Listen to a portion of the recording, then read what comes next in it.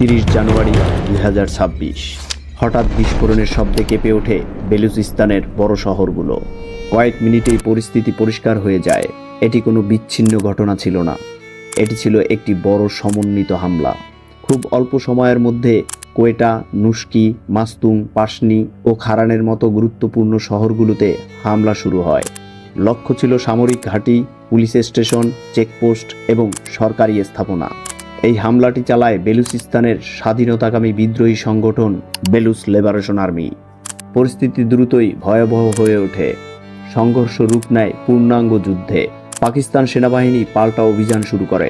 Drone, helicopter এবং স্থলবাহিনী মোতায়েন করা হয়। প্রায় 40 ঘন্টা ধরে চলে তীব্র বন্দুকযুদ্ধ। 30 জানুয়ারি থেকে 5 ফেব্রুয়ারি পর্যন্ত প্রায় এক সপ্তাহ জুড়ে এমন সংঘর্ষ চলতে থাকে। তবে এই সংঘর্ষ শুধু সামরিক স্থাপনা বা বিদ্রোহীদের মধ্যেই সীমাবদ্ধ ছিল না। বিস্ফোরণ ও গুলির মাঝে পড়ে সাধারণ মানুষও ক্ষতিগ্রস্ত হয়। প্রায় 36 জন সাধারণ নাগরিক প্রাণ হারান এই সংঘর্ষে। বাজার, জনবসতি এবং রাস্তায় আটকে পড়া নিরীহ মানুষরাই হয়ে ওঠে এই সংঘর্ষের অনিচ্ছাকৃত শিকার। সংবাদ মাধ্যমের বিভিন্ন প্রতিবেদনে এই সংঘর্ষের হতাহতের চিত্র ছিল ভয়াবহ।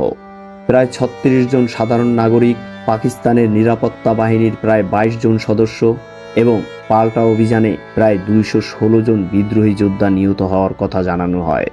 সব মিলিয়ে মাত্র কয়েক দিনের সংঘর্ষে প্রাণ হারায় 276 জন মানুষ। সাম্প্রতিক সময়ের সবচেয়ে বড় ও সংগঠিত সহিংস ঘটনাগুলোর মধ্যে এটি একটি বলে বিবেচিত হয়। এছাড়াও সরকারি হিসেব অনুযায়ী 2025 সালে বেলুচিস্তান জুড়ে 432টি হামলায় 248 জন বেসামরিক নাগরিক ও 205 জন নিরাপত্তা কর্মী নিহত হয়েছে। পাকিস্তানের বিরুদ্ধে 1948 সালের পর থেকেই বেলুচরা স্বাধীনতার আন্দোলন করে আসলেও আধুনিক সশস্ত্র আন্দোলন সবচেয়ে শক্তিশালী হয় 2000 সালের পর থেকে। কিন্তু পাকিস্তান সরকার সহ পশ্চিমা বিভিন্ন দেশ তাদেরকে সন্ত্রাসী সংগঠন হিসেবে উল্লেখ করে। এই ঘটনার পর আবারও সামনে চলে আসে একটি গুরুত্বপূর্ণ প্রশ্ন: কেন বেলুচিস্তানে দশকের পর দশক ধরে এই সংঘাত চলছে? আজকের ভিডিওতে আমরা খুঁজে দেখব এই প্রশ্নের উত্তর, ইতিহাস, বঞ্চনা আর রাজনীতির জটিল বাস্তবতার ভেতর থেকে।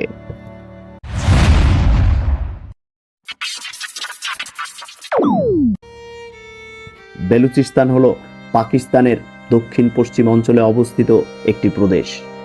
এর পশ্চিমে ইরান এবং উত্তরে আফগানিস্তান অবস্থিত। ভৌগোলিকভাবে পাকিস্তানের 4টি প্রদেশের মধ্যে বৃহত্তম প্রদেশ এটি, যার আয়তন প্রায় 3,47,190 বর্গ কিলোমিটার, যা পাকিস্তানের মোট ভূখণ্ডের প্রায় 43%। বেলুচিস্তান পাকিস্তানের সর্ববৃহৎ প্রদেশ হলেও এটি দীর্ঘদিন ধরে অবহেলা, নিপীড়ন এবং সাংস্কৃতিক দমনপীড়নের শিকার। পাকিস্তানের এই অঞ্চলটি শুধু ভৌগোলিকভাবে গুরুত্বপূর্ণ নয়, প্রাকৃতিক সম্পদে ভরপুর হওয়ায় এটিকে ঘিরে আছে ভিন্নধর্মী রাজনৈতিক হিসাব নিকাশ। সম্প্রতি বেলুচ নেতারা স্বাধীনতার ঘোষণা দিয়ে বিষয়টিকে নতুন মোড় দিয়েছেন। সাল 1947। ব্রিটিশরা চলে যাওয়ার পর খানের শাসনাধীন কেলাত অঞ্চল নিজেকে স্বাধীন ঘোষণা করে। কিন্তু কিছুদিনের মধ্যেই পাকিস্তানের সঙ্গে যুক্ত হওয়ার জন্য এই অঞ্চলের উপর রাজনৈতিক চাপ সৃষ্টি করা হয়। 1948 সালে খানের শাসক মীর আহমদ ইয়ার খান বাধ্য হয়ে পাকিস্তানের সঙ্গে যোগদানের দলিলে স্বাক্ষর করেন। এর মধ্য দিয়েই পাকিস্তানের অংশ হয়ে যায় এটি, এবং সেই থেকেই শুরু হয় বেলুচদের প্রতিরোধ আন্দোলন। এরপর থেকে বহুবার বড় ধরনের বিদ্রোহ হয়েছে এখানে, কিন্তু প্রতিবারেই পাকিস্তান তাদের সেনাবাহিনী দিয়ে তা দমন করেছে। কিন্তু যখন ব্রিটিশরা পুরো ভারতবর্ষ শাসন করত, তখন তারা অন্য নীতি পালন করত। ব্রিটিশরা বলতো, পাঞ্জাবিদের শাসন করো, সিন্ধিদের ভয় দেখাও, পশতুদের টাকা দিয়ে কিনে নাও, আর বালুচদের সম্মান করো। কারণ ব্রিটিশরা প্রথমে চেষ্টা করেছিল শক্তি দিয়ে এই অঞ্চলটি দখল নিতে, কিন্তু 1842 সালে কাবুল থেকে ব্রিটিশ সৈন্যরা লজ্জাজনকভাবে পিছু হটে। আফগান যুদ্ধের সেই অভিজ্ঞতা তাদের চোখ খুলে দেয়। তারা বুঝতে পারে শুধু শক্তি বা দমন নীতির মাধ্যমে পশতুন ও বেলুচ জনগণকে নিয়ন্ত্রণে রাখা সম্ভব নয়, কারণ তারা জন্ম থেকেই স্বাধীনচেতা। এরপর থেকেই তারা কৌশল পরিবর্তন করে। যুদ্ধের বদলে চুক্তি ও আলোচনার পথ বেছে নেয়। পাশাপাশি মোটা অঙ্কের অর্থ সহায়তা দেওয়া হয় এবং বেলুচ জনগণের প্রতি সম্মান দেখানোর চেষ্টা করা হয়। কিন্তু পাকিস্তানের কাছে বেলুচিস্তান শুধু প্রাকৃতিক সম্পদের উৎস। প্রাকৃতিক গ্যাস, তামা, সোনা, কয়লার খনিগুলো শুধু ব্যবহার করা হলো, বেলুচদের জন্য তেমন কিছুই করা হলো না।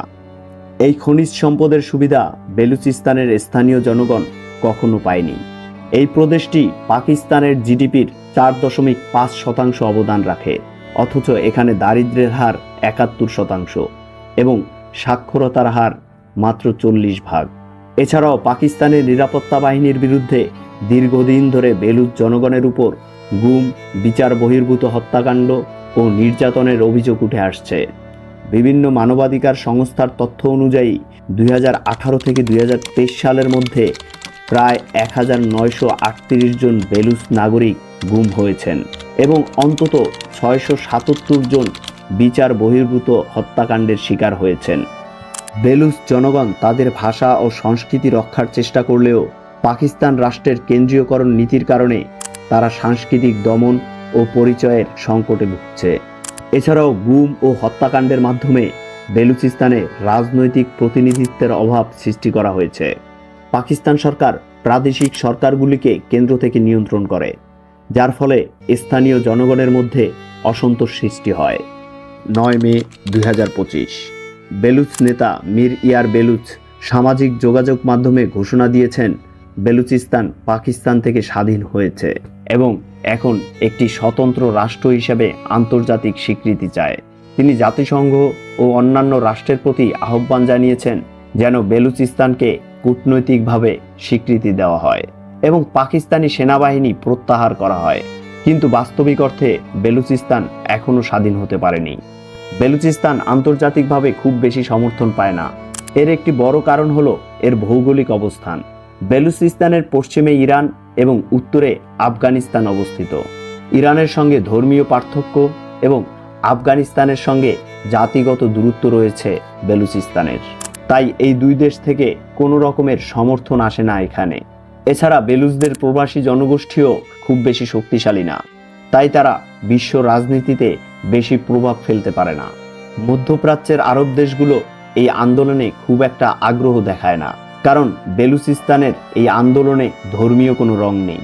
সব মিলিয়ে বেলুচ আন্দোলন মূলত বাইরের বড় সমর্থন ছাড়া চলছে, তাই এটি একটি অভ্যন্তরীণ সংকট হিসেবেই বেশি দেখা হয়। অনেক বিশ্লেষকের মতে এই বিদ্রোহের মূল কারণ হলো পাকিস্তান সরকারের দীর্ঘদিনের অবহেলা, বৈষম্য এবং দমন নীতি। পাকিস্তান সরকার এই বিদ্রোহের জন্য সবসময় ভারতকে দায়ী করে আসে, তবে এখন নতুন করে আফগানিস্তানের নামও যুক্ত করেছে তারা। পাকিস্তান সরকার মনে করে ভারত ও আফগানিস্তানের ইন্ধনেই বেলুচিস্তানে এই সন্ত্রাসী কর্মকাণ্ড পরিচালিত হচ্ছে। তাই অনেক বিশ্লেষক মনে করেন পাকিস্তান রাষ্ট্র বরাবরই আত্মপ্রতারণার মধ্যে বাস করে। নিজেদের ভুল নীতির কারণে যেসব সমস্যা তৈরি হয় সেগুলোর জন্য কখনো নিজেদের দায় স্বীকার করে না। নিজেদের অযৌক্তিক সিদ্ধান্তের কারণে তারা দানব তৈরি করে, কিন্তু সেটাকে স্বীকার করার সৎ সাহসও তাদের নেই।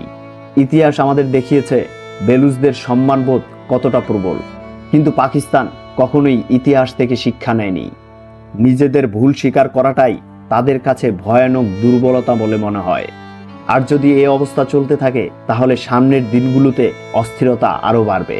স্বাধীনতার ঘোষণা দেওয়ার অর্থ এই নয় যে বেলুচিস্তান তাৎক্ষণিকভাবে আন্তর্জাতিক স্বীকৃতি পেয়ে যাবে, বরং এটি দক্ষিণ এশিয়ার রাজনৈতিক মানচিত্রে বড় ধরনের পরিবর্তন আনার সম্ভাবনা তৈরি করছে। এছাড়া চীন ও পাকিস্তানের ইকোনমিক করিডোরের নিরাপত্তা হুমকির মুখে পড়ছে, কারণ এই প্রকল্পের বড় অংশ বেলুচিস্তান দিয়ে গিয়েছে। আজকের বেলুচিস্তান এক জটিল বাস্তবতার মধ্যে দাঁড়িয়ে আছে। একদিকে উন্নয়ন ও স্থিতিশীলতার চেষ্টা, অন্যদিকে বিদ্রোহ ও নিরাপত্তা সংকট। এই দ্বন্দ্বের মধ্যে সবচেয়ে বেশি ক্ষতিগ্রস্ত হচ্ছে সাধারণ মানুষ, যারা প্রতিদিন অনিশ্চয়তার মধ্যে জীবন কাটাচ্ছে। বেলুচিস্তানের গল্প শুধু বিদ্রোহ বা যুদ্ধের গল্প নয়, এটি ইতিহাস, রাজনীতি, পরিচয় এবং অধিকার নিয়ে একটি দীর্ঘ মানবিক সংকট। একটি অঞ্চল যেখানে সম্পদ আছে কিন্তু বিতর্কও আছে, যেখানে আশা আছে কিন্তু অস্থিরতাও আছে। এই দ্বন্দ্বের সমাধান না হওয়া পর্যন্ত বেলুচিস্তানের গল্প হয়তো এভাবেই চলতে থাকবে।